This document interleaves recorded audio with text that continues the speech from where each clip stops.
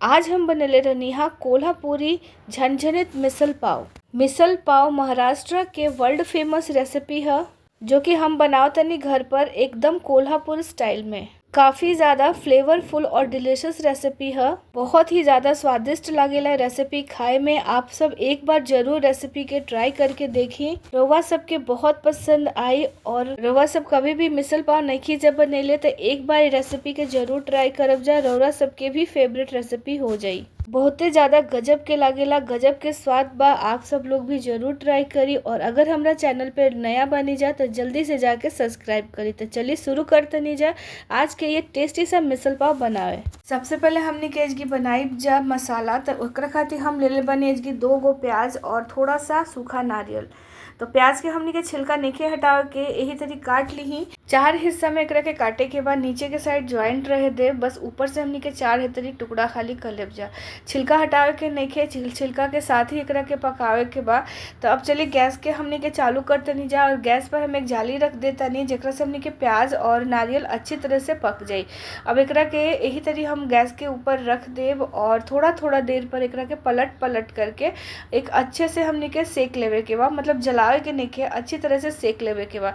जब छिलका बटे ना चारों तरफ से अच्छे से पक करके मतलब पूरा काला हो जाए तब तक हम एकरा के पका लेब। तो धीरे धीरे एकरा के पाके दी और साइड में हमने के मसाला के भी तैयारी कर लेते नहीं जा। तो ये जब तक ये पाका था तब तक इसके मसाला फ्राई कर लेता नहीं।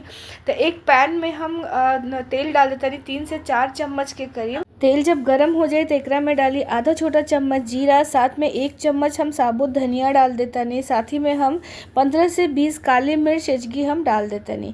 अब एक साथ कुछ गरम मसाला भी डाले के बाद तो सबसे पहले हम एजगी इलायची डाल देता नहीं, थोड़ा सा 3 से 4 आप इलायची डाल दी, हरी इलायची 1 डाली, बड़ी काली इलायची, साथ ही में जाए थोड़ा सा दालचीनी के टुकड़ा और 3 से 4 आप एजगी लौंग डाल दी। अब इन सब के थोड़ा सा चला ली ताकि मसाला न जले और गैस के स्लो पर रखी। साथ ही में डाल दी 2 इंच अदरक, 7 से 8 लहसुन के कली। और अब हम एकरा के अच्छे से फ्राई कर लेब। तो फ्राई करे से पहले एकरा में डाले के बाद थोड़ा सा खसखस आधा छोटा चम्मच और सफ़ेद तिल भी हम ले बनी एजगी आधा छोटा चम्मच। अच्छे से फ्राई करी और करीबन 1 से 2 मिनट में अच्छी तरह से फ्राई हो जाए। साथ साथ में प्याज और नारियल भी हमने के अच्छे से फ्राई कर लेबे के बाद, अच्छे से भून लेबे के बाद। और सब जब ठंडा हो जाए ना तब हम एकरा के पीस लेते हैं। जो ऊपर काला पार्ट बटे ना प्याज के ओकरा के आप छील करके निकाल ली और नारियल के छोटा छोटा टुकड़ा में काट ली। जब अच्छे से ठंडा हो जाए प्याज तभी आप एकरा के पीसी और सबके शिफ्ट कर दी मिक्सर ग्राइंडर में। एक अच्छा प्यूरी बना के बटे, मतलब एक अच्छा पेस्ट हमने के एकदम बारीक पेस्ट एक पीस करके तैयार करे के बाद मसाला के अच्छे से ठंडा करिए, ठंडा करके एकरा के पीस ली। तो पीसे से पहले हम एकरा में थोड़ा सा पानी ऐड कर दे, करीबन 5 से 6 चम्मच, आधा ग्लास से भी कम पानी जाए। और पानी डाल करके एक अच्छा प्यूरी बना करके आप तैयार करिए। देखिए कितना बढ़िया पेस्ट तैयार हो गया एकदम बारीक महीन। अब एकरा के साइड में करते नहीं जा और एक भगोना के गरम करते नहीं, ओकरा में हम पानी ऐड कर देब। तो एकरा में हम करीबन 1.5 लीटर करीब पानी डालते नहीं और गर्म पानी के ही यूज़ कर ले बनी। आप चाहे तो ठंडा पानी भी ले सके नहीं। पानी में हम डालते नहीं थोड़ा सा नमक, तो आधा छोटा चम्मच करीब नमक डाली, साथ ही में थोड़ा सा हल्दी डाली। अब इन सब के अच्छे से मिक्स कर ली और थोड़ा और एकरा के हमने के खोले देवे के बाद जब हल्का सा उबाल आ जाए ना पानी में तब हम इसकी डाल देव अंकुरित मठ। तो 2 दिन पहले हम एकरा के पानी में भिंगा करके 4 से 5 घंटे में बहुत ही बढ़िया से भींग गए रहला। कॉटन के कपड़े में पानी से छान करके हम एकरा के रख देनी है और 1 से 2 दिन के अंदर बहुत ही अच्छा अंकुरित भ गए रहला। अगर आप चाहता नहीं तो एकरा के आप मार्केट से भी इजीली खरीद सके नहीं, बहुत ही आराम से आप सबके ये अंकुरित मिल जाए। अब हम एकरा के पानी में डाल देब। पानी में डाल करके वापस से एक बार एक हाली एकरा के अच्छे तरह से मिला लेता नहीं। मिलाला के बाद हम एकरा के अच्छे तरह से मिक्स करके ढक देब करीबन 3 से 4 मिनट स्लो फ्लेम पर पके खाती। 3 से 4 मिनट में पक जाए तो चलिए एकरा के दूसरा गैस पे शिफ्ट करते नहीं और मसाला तब तक हम फ्राई कर लेता नहीं। तो वापस हम कढ़ाई के गरम कर ले बनी और कढ़ाई में हम डाल देता नहीं तेल, 3 से 4 चम्मच करीब तेल डाल दी। तेल जब हल्का गरम हो जाए ना तब हम इसकी बारीक कटल एक मीडियम साइज के प्याज एकरा में ऐड कर देते नहीं। प्याज डाल करके अच्छी तरह से फ्राई करे के बाद करीबन हमरा 2 से 3 मिनट लग जाए प्याज फ्राई करे में। और जब हल्का सा कलर जब एक चेंज हो जाए तब हम इसकी ऐड करब हल्दी पाउडर। तो आधा छोटा चम्मच हल्दी पाउडर डाल दी, साथ ही में डाल दी काश्मीरी लाल मिर्च।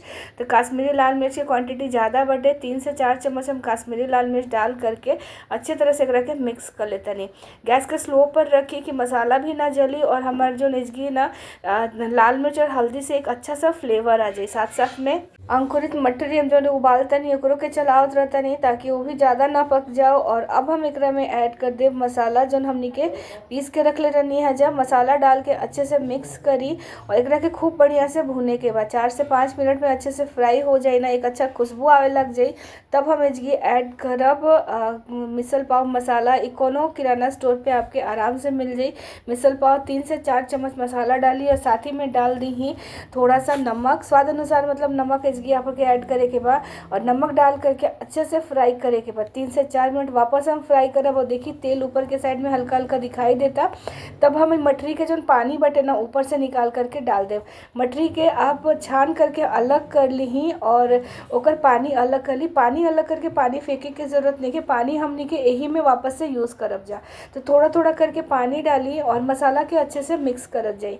तब पहली बार में हम थोड़ा सा पानी डालनी है, वापस हम एकरा में थोड़ा सा और पानी डालब तो मटरी वाला पानी ही हम इसकी पूरा के पूरा यूज़ कर ले बनी। अभी भी हमार ग्रेवी कम लागता काहे कि मिसल पाव में जौन ग्रेवी रहेला ना बहुत ज़्यादा रहेला और बहुत तीखा बनेला। तो हम इसमें मिर्ची के ऐड नहीं कर ले काहे कि कोल्हापुरी जौन मसाला आवेला ना मिसल पाव के, तो उन मसाला में ही मतलब तीखापन ज़्यादा रहेला, इसे हम तीखा कम यूज़ कर ले बनी इसकी।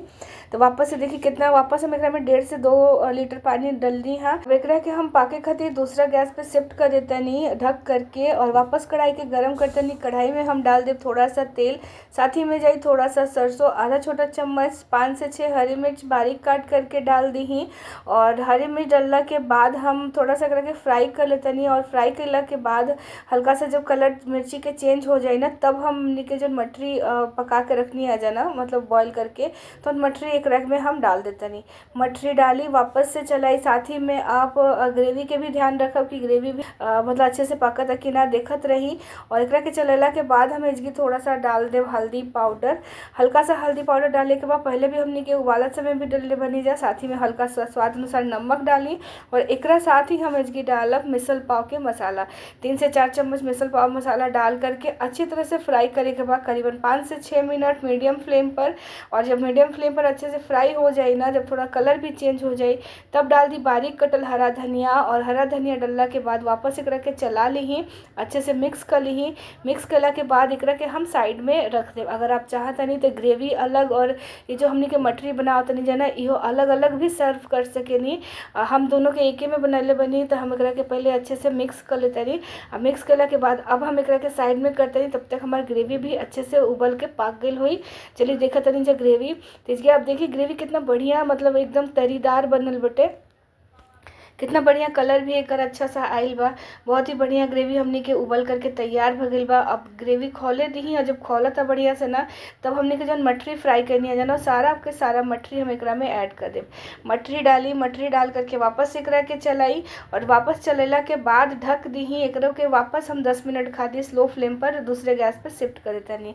जब तक ही बना था तब तक हम आलू भी बना के तैयार कर लेते नहीं। एकरा के कढ़ाई के वापस से गरम करके तेल डाली, ओकरा में डाली सरसों और जीरा, साथ ही में जाई हरी मिर्च 2 से 3 बारीक काट करके। एकरा साथ हम डाल देवे इसकी कड़ी पत्ता, तो सूखा हुआ कड़ी पत्ता रहला हमरा लगे तो मुँह डाल ले पानी, आप चाहे तो इसकी फ्रेश डाल सके नहीं। और कड़ी पत्ता के चलाला के बाद हम इसकी एक मीडियम साइज़ के प्याज डाल देता नहीं लंबा स्लाइस में काट करके, और एक अच्छा कलर आइला तक प्याज के फ्राई कर ली। और जब गोल्डन ब्राउन हो जाए ना, तब इसकी डाल दी थोड़ा सा हल्दी पाउडर डाल के अच्छी तरह से मिक्स करी। मिक्स करला के बाद उबला हुआ आलू डाली, आलू डाल करके भी वापस हमने के रखे खाली मिला लेब जा। अच्छे से मिलला के बाद हम इसकी डाल देव स्वाद अनुसार नमक, तो नमक डाली और नमक डाल करके अच्छी तरह से फ्राई करी, करीबन 2 से 3 मिनट मीडियम फ्लेम पर अच्छे से भून ली।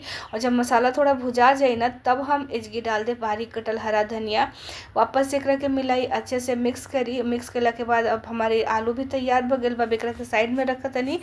एक बार वापस से एकरा के हमने के चेक कर लेते नहीं जाते इसकी, देखी बहुत ही बढ़िया हमार मिसल बन के तैयार हो गई बा। एकदम कितना बढ़िया कलर भी आयल बा, बहुत देखे में कितना स्वादिष्ट लागता। तो इसके हमार मिसल पाव बन के तैयार हो गई बा। चलिए अब एकरा के हमने के सर्व करते हैं जाते। सर्व करे खातिर इसके हम देखी कौन कौन सी तैयारी के लिए बनी। तो सबसे पहले हमने मिसल रख ले बनी, पाव रख ले बनी, दही, साथ ही में फरसान भी बा, आलू भी रख लेनी, कच्चा प्याज बारीक काट करके, धनिया पत्ता और नींबू रख ली, साथ ही में आप रख ली कच्चा नारियल बारीक काट करके। और चलिए अब हमने क्या करके प्लेटिंग करत तनी जा। तो एजगी हम प्लेट में रखले बनी सबसे पहले आलू रखला के बाद आप मठरी के ऊपर से डाल दी। अगर आप अलग अलग रखले बनी तब पहले मठ डाल दी ही और ओकरा बाद आप ग्रेवी डाली। तो अगर आप साथ ही में रखले बनी तो आप साथ में भी एकरा के डाल सकेनी। एकरा बाद हम एकरा पे डाल दे फरसान एजगी जरूर डाली। फरसान से ही बहुत बढ़िया एकर स्वाद आवेला, जरूरी बा एकरा में फरसान डाली ही। और फरसान डालला के बाद हम एजगी डाल दे बारीक कटल प्याज, साथ ही में बारीक कटा हुआ हरा धनिया डालतनी। और अगर आप चाहें तो एजगी नींबू के यूज़ कर सकेनी या फिर आप एजगी दही भी डाल सकेनी। तो हम एजगी पहले नींबू हल्का सा निचोड़ देतनी, ओकरा बाद थोड़ा सा हल्का सा दही डालतनी। और दही डालला के बाद आप एकरा के गर्मा गर्म पाव के साथ इंजॉय कर सकेनी। बहुत ही टेस्टी लागेला। आप सब जरूर एक बार ट्राई करी रेसिपी। और पसंद आई तो लाइक शेयर सब्सक्राइब करब। फेसबुक और इंस्टाग्राम पर बनी तो पेज के जल्दी से फॉलो कर ली।